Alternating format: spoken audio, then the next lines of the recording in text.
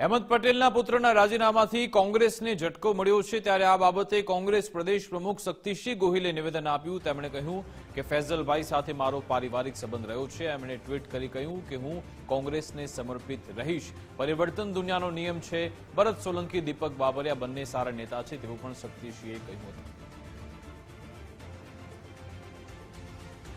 ફૈઝલભાઈ સાથે, બેન મુમતાઝ સાથે, परिवार साथे मारो एक पारिवारिक नातो रह्यो छे।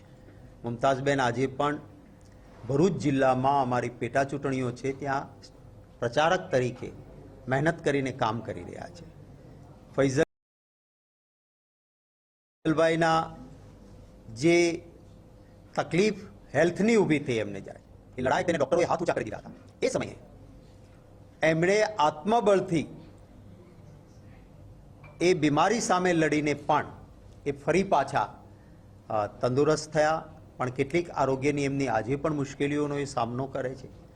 કોઈની વ્યક્તિગત બાબતોને મીડિયાના મિત્રોને પણ વિનંતી કરીશ કે કોઈની એ વ્યક્તિગત બાબતોને કેટલીક બાબતોથી આપણે પણ દૂર રહીએ।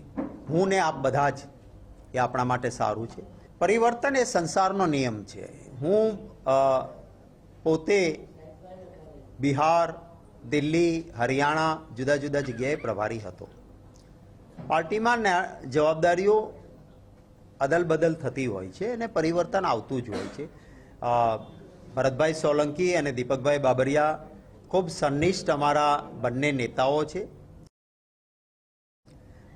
एमनी मेहनत, एमनी कामगीरी पक्ष माटे क्यांय क्यांय जरूर उपयोगी रहेशे ज।